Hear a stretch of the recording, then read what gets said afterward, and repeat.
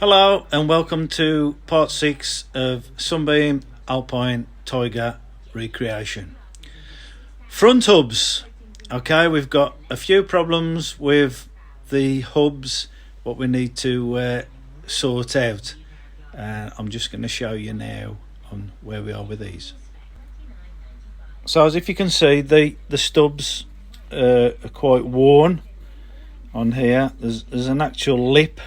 I can feel it through my glove, so there's no point in reusing this. Now if it would have been a big massive hub like on the machines I sort of do, this would be welded up and machined off because of the cost of it, but I'm sure I can get these relatively cheap anyway to outweigh a repair of this hub.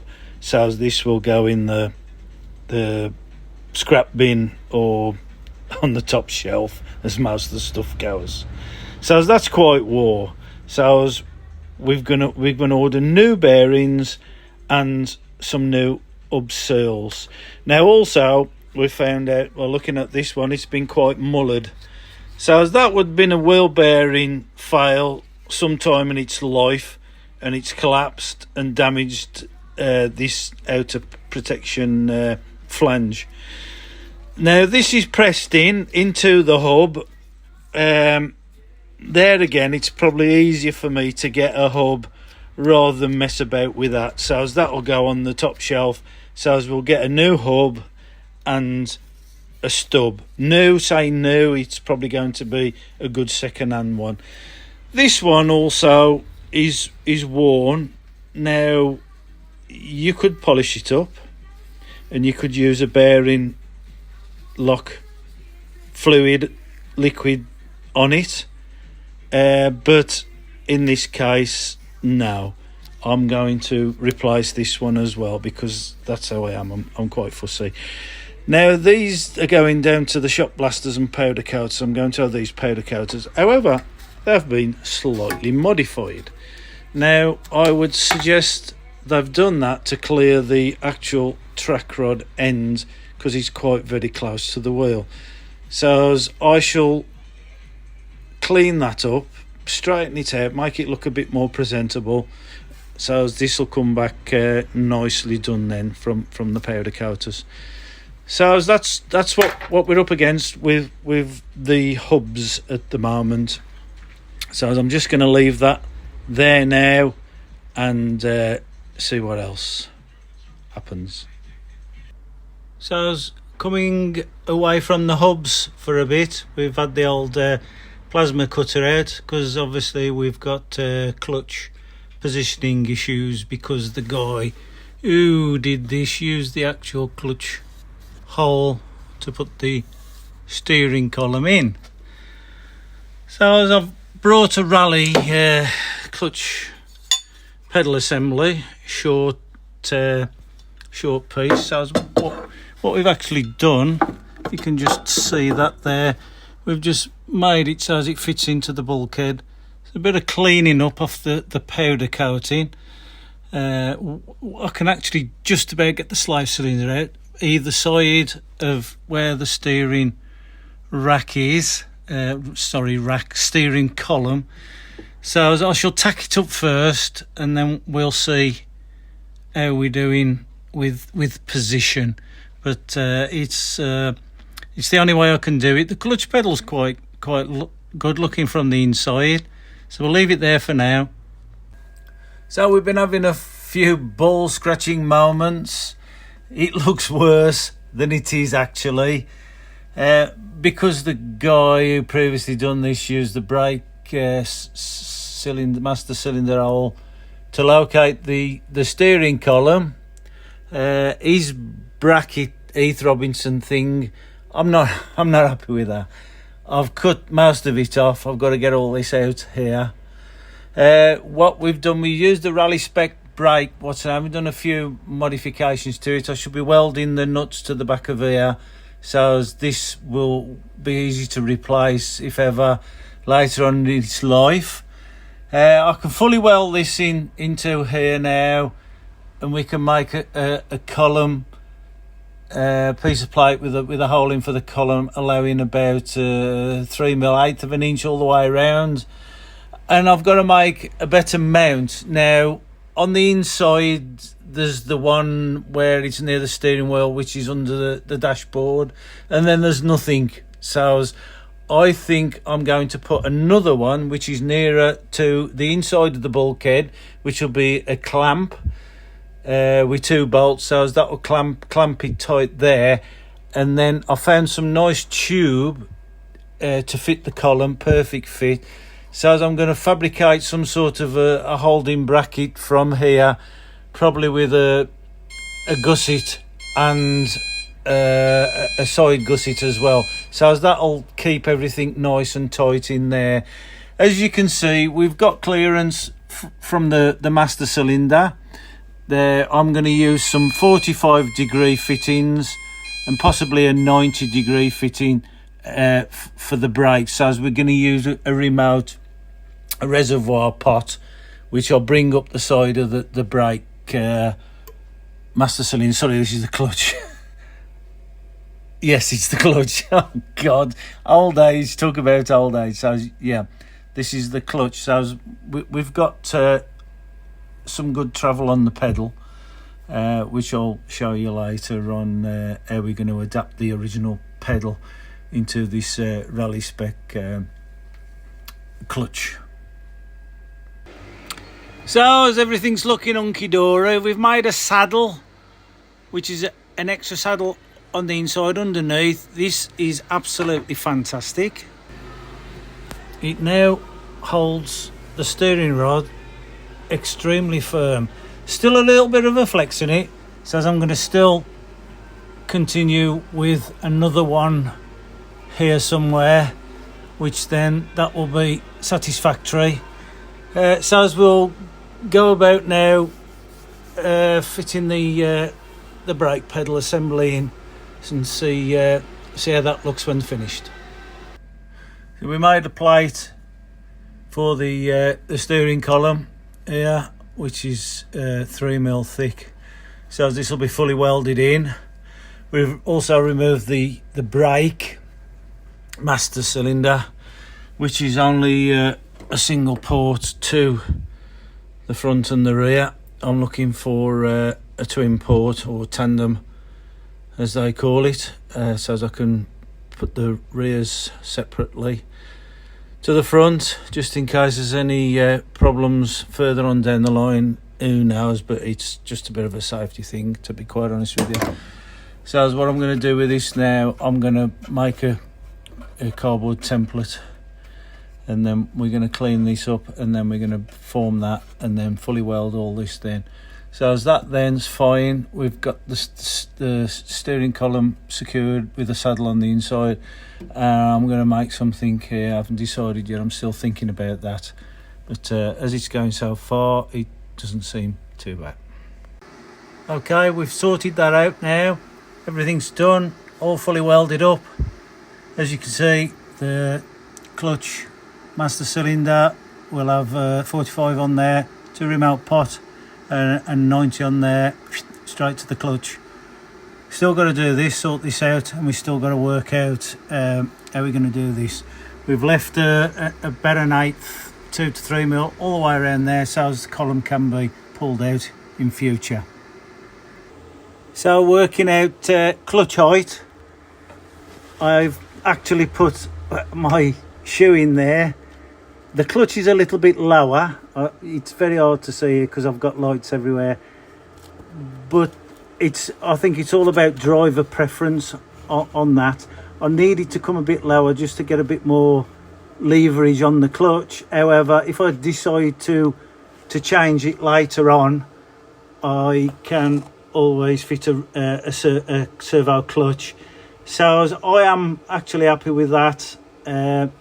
It's not too close, it's not too far away, so as I can clutch brake on that.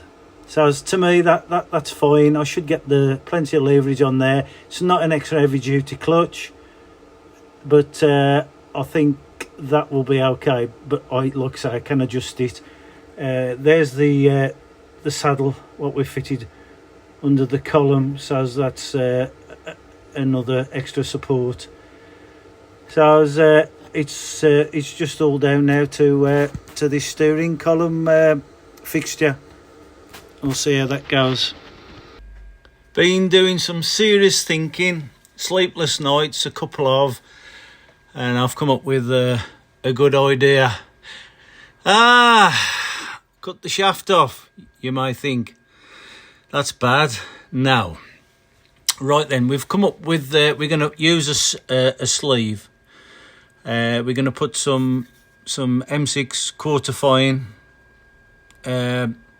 grub screws in each side, sunk in about 16, 3 mil, 2 to 3 mil deep into that, both sides. Now, that's more than enough. Now, and I know that because I run a line boring kit, and I use a 40 mil bar, 1.25 inch, using 1 grub screw, 3/8 coarse thread, and that's up. Torque figures on that are like 700 to 800 foot-pound, and I've never sheared one off yet. I've had the motor lock up, so that's going to hold that fantastic. Now, I've noticed on the Tigers that they have a mount. I think it's a bearing mount. I couldn't see much, but I've come up with this idea of a plate, D-shaped plate, with a bearing in the middle, which will run in the middle of this, so that will be secured through a shim on the wing, so as you can bolt it from the inside. And the reason for this is because I can slip the whole of this off, including the bearing, which it'll clear it, come out the way with the shaft, and I can get to them bloody spark plugs. How good's that? And also fitting the rack in will be a doddle as well. So that's where I'm going with that. That's I could do it myself. I haven't got time. I've got loads of stuff to do, and I'm away for a few months. So we're going to be a bit quiet on here for a few months. Hooray! Some people will say, but no. But what I'm going to do is show you a few other things what I'm going to be up against. So that's the nightmares of the steering column sorted out in a very good way. Well, I think so anyway. Some of you will agree, some of you will be shaking your heads. I don't care, but it's very good for me.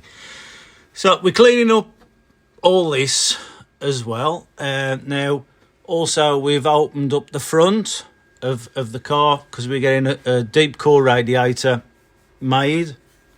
I'm having it custom made, alloy, aluminum. So that's going back into here, and also what we're going to do, put some aluminum scoops in there, so as we got more airflow going in from the front, because of these voids here. They're not going to do nothing. We just want to get it in the radiator, and we can probably tube some air in. Who knows? I haven't decided that. Now I'm getting on with these. These was filled with body filler. We're filling these up with weld, and we got these to sort out. I've got all sorts of stuff this side, horrible, ugly slug welds, which I'm sorting out. Now, also we've got a wasp's nest all here. So as all this is going, I don't want to see it, it's ugly. There's relays everywhere.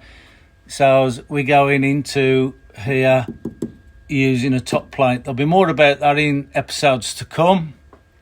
So that's where I am with this front end. Now we're going to do it in a satin black, and for obvious reasons is it's going to enable colour changes a lot easier without having to remove the engine. So as I've decided, I'm going for a satin black finish on that, my preference, and then we'll probably have the colour change later on for a very deep dark metallic blue. I don't know, that's years off at the moment.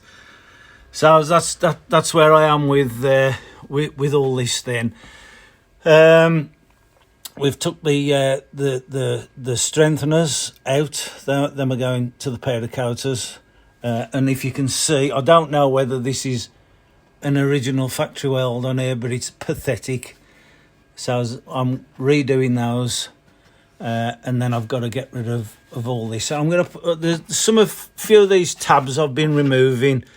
Yeah, it's period, but I think they look ugly. I'm going to remove all those, and what we're going to do, we're going to put some tabs up the top and put the wires right up in this corner, so that'll clean that up a bit, and I want as little wires showing as possible in this engine bay. I like a nice engine bay, and I believe that the engine bay should be as good as the outside of the car and also the underneath of the car as well. So that's where I am with that at the moment. Okay, I'm on. So as I'm going to end this video on as far as what I've done now, and with ending with some parts what's arrived today from the powder coaters and Postman Pat. So enjoy. I'm off for 2 months now, not inside, but we'll see what happens on part 7. But thanks for watching. I'm going to leave you with this now.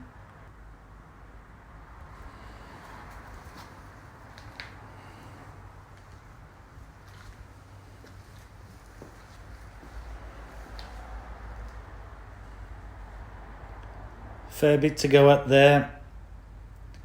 So I'm quite happy with the outcome on everything.